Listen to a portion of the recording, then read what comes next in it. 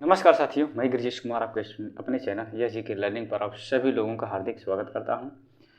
भारतीय इतिहास के स्रोत में यह हमारा दूसरा पार्ट होगा। इससे पहले एक पार्ट मैंने कराया है। जैसे किसी देश का इतिहास अगर जानना चाहते हैं तो उसके क्या स्रोत हैं, यानी किन स्रोतों के माध्यम से उस देश के बारे में हम जान सकते हैं। तो इससे पहले मैंने 4 वो तरीके हैं जिससे आप किसी देश का इतिहास जान सकते हैं। कौन कौन से थे वो?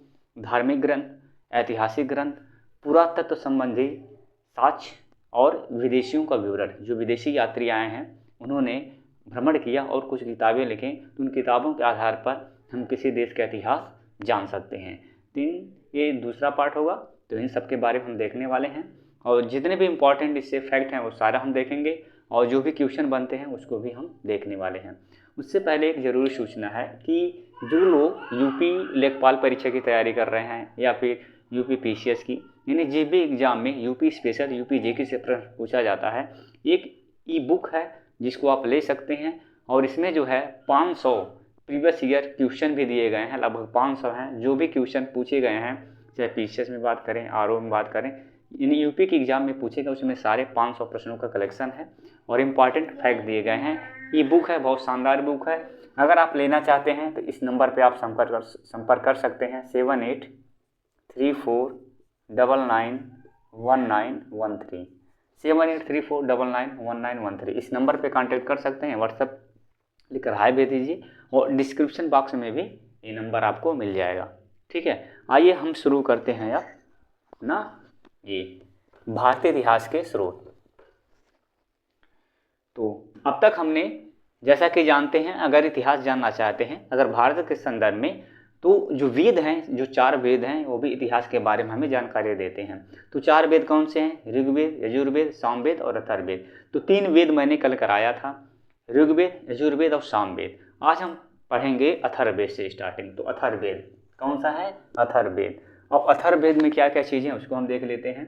तो अथर्ववेद को किसने लिखा है? अथर्वा ऋषि हैं। क्या है? अथर्वा ऋषि हैं, यानी इन्हीं के नाम पे अथर्ववेद का नाम पड़ा है। क्या नाम इनका? अथर्वा ऋषि द्वारा रचित। यानी अथर्ववेद के रचयिता कौन है? अथर्वा ऋषि। तो यह भी प्रश्न पूछ सकता है कि अथर्ववेद के रचयिता कौन है या लेखक कौन है? तो क्या है? अथर्वा ऋषि हैं। ठीक है, और इसमें क्या है? 731 मंत्र हैं। क्या है?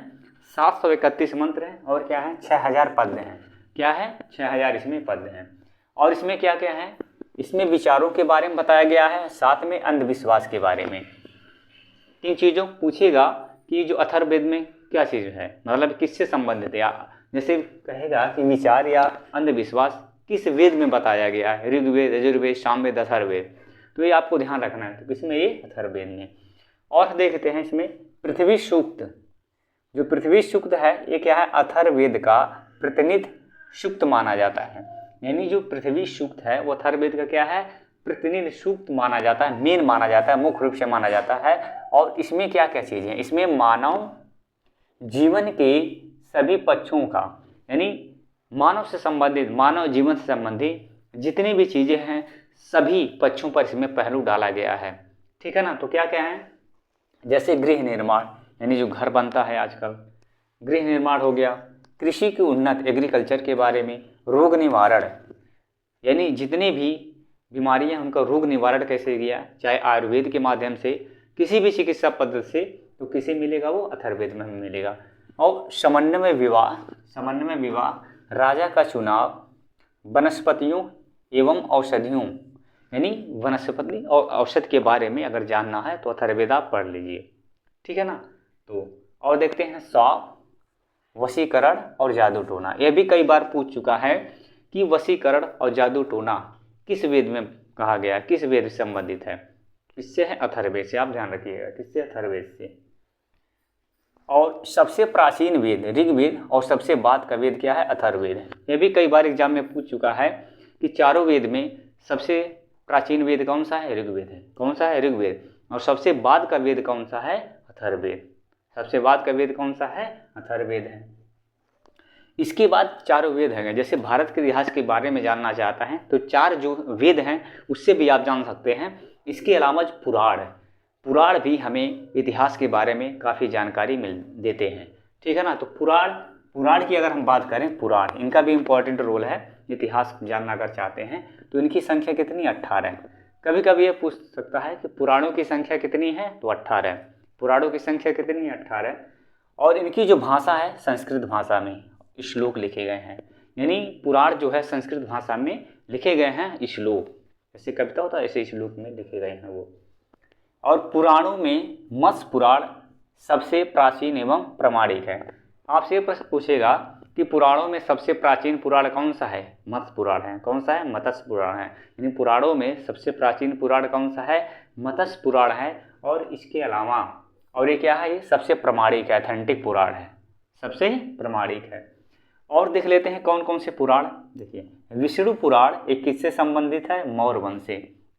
ये भी प्रश्न कई बार पूछ चुका है कि विष्णु पुराण से हमें किस वंश के बारे में जानकारी मिलती है, तो किसके बारे में, मौर्य वंश के बारे में। किसके बारे में, मौर्य वंश के बारे में। तो विष्णु पुराण हमें जानकारी देता है मौर्य वंश के बारे में। मत्स्य पुराण ये आंध्र प्रदेश का ये जो सातवाहन वंश है उसके बारे में हमें जानकारी मिलता है, ठीक है ना। मत्स्य पुराण किस पर आधारित है, आंध्र सातवाहन वंश पर, ठीक है। वायु पुराण गुप्त वंश। आप पढ़ेंगे इतिहास में जो गुप्त वंश है तो वो किस पुराण से हमें जानकारी मिलती है, वायु पुराण, ठीक है ना। वायु पुराण से हमें गुप्त वंश के बारे में जानकारी मिलती है। तो पुराण भी काफ़ी इम्पोर्टेंट रोल है इनका इतिहास जानने, इतिहास अगर आप जानना चाहते हैं। और भी देखते हैं कौन कौन सी पुस्तकें हैं। जातक जो पुस्तक है इसमें बुद्ध की पूर्व जन्म की कहानी, यानी जातक की जो है, जातक क्या है, बौद्ध धर्म से संबंधित है पुस्तक है। हमें बुद्ध धर्म के बारे में हमें जानकारी मिलती है। आइए जैन साहित्य, जो जैन साहित्य उसको आगम कहा जाता है। क्या कहा जाता है, जैन साहित्य को आगम कहा जाता है। और क्या है, कल्पसूत्र इनका किताब है, पुस्तक है। और ये इसमें जो बताया गया है जैन धर्म का आरंभिक इतिहास के बारे में हमें मिलता है। किससे, कल्पसूत्र से। यानी कल्पसूत्र से आप क्या जान सकते हैं, जैन धर्म के बारे में। अर्थशास्त्र काफ़ी फेमस पुस्तक है अर्थशास्त्र। ये जो है मौर्य वंश के राजनीतिक प्रशासन के बारे में बताया गया है। कौटिल्य अर्थशास्त्र के लेखक कौन है, कौटिल्य हैं। अर्थशास्त्र के लेखक कौन है, कौटिल्य हैं। अर्थशास्त्र के लेखक कौन है, कौटिल्य हैं। ये जो मौर्य साम्राज्य हैं उनके इतिहास के बारे में हमें जानकारी मिलता है। खास करके अर्थशास्त्र नाम तो है अर्थशास्त्र यानी पैसे से, लेकिन ये जो है अर्थशास्त्र वो राजनीतिक प्रणाली पर आधारित है, यानी शासन के बारे पर आधारित है, ठीक है। और ये हमें जानकारी देता है मौर्यकालीन इतिहास के बारे में। राजतरंगिणी ये भी काफ़ी इम्पॉर्टेंट पुस्तक है।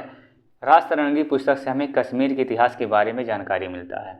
और इसके लेखक कल्हड़ हैं। कई बार एग्जाम में पूछ चुका है कि राजतरंगिणी के लेखक कौन है, कल्हड़ हैं। राजतरंगिणी के लेखक कौन है, कल्हड़ हैं। कई बार एग्जाम में पूछ चुका है, इसको आप ध्यान रखिएगा। और राजतरंगिणी से हमें क्या जानकारी मिलता है, कश्मीर के इतिहास। अष्टाध्यायी ये भी बहुत इंपॉर्टेंट है। अष्टाध्यायी क्या, संस्कृत भाषा का व्याकरण का प्रथम पुस्तक है। और इसके जो लेखक क्या हैं, कौन है, पाणिनि। कौन है, पाणिनि। तो जो अष्टाध्यायी है इस संस्कृत भाषा का प्रथम व्याकरण पुस्तक है। क्या है, अष्टाध्यायी संस्कृत भाषा का प्रथम व्याकरण पुस्तक है। और ये हमें जानकारी देता है व्याकरण के बारे में। और इसके लेखक पाणिनि। गार्गी संहिता ये भी एग्जाम में कई बार पूछ चुका है। जो गार्गी संहिता है क्या है, ज्योतिष ग्रंथ है, ज्योतिष ग्रंथ है। इसके जो लेखक हैं कात्यायन है। क्या है, कात्यायन। ये भी कई बार पूछ चुका है। जो गार्गी संहिता इसमें क्या बताया गया है, इस पुस्तक में हमें ज्योतिष ग्रंथ के बारे में जानकारी मिलता है। और इसमें क्या है, ये इसके जो लेखक हैं कात्यायन है। क्या है, कात्यायन। तो फ्रेंड्स ये सभी हो गए इतिहास के स्रोत के संदर्भ में। ये दूसरा पार्ट है। और जो बचे हैं इस पार्ट में भी आएगा। और जो पढ़ना चाहते हैं पूरे डिटेल में प्लेलिस्ट बना हुआ है, हिस्ट्री के बारे में पढ़ सकते हैं। जैन धर्म, बौद्ध धर्म, सिंधु घाटी सभ्यता, वैदिक सभ्यता, ये सारा मैंने कवर करा दिया गया है। तो मेरे चैनल पे जाइए, सर्च करिए, मिल जाएगा, उसको आप पढ़ सकते हैं। अगर वीडियो अच्छा लगा तो चैनल को सब्सक्राइब कर लीजिए, शेयर कर लीजिए। आज के लिए इतना ही, मिलते हैं नेक्स्ट वीडियो।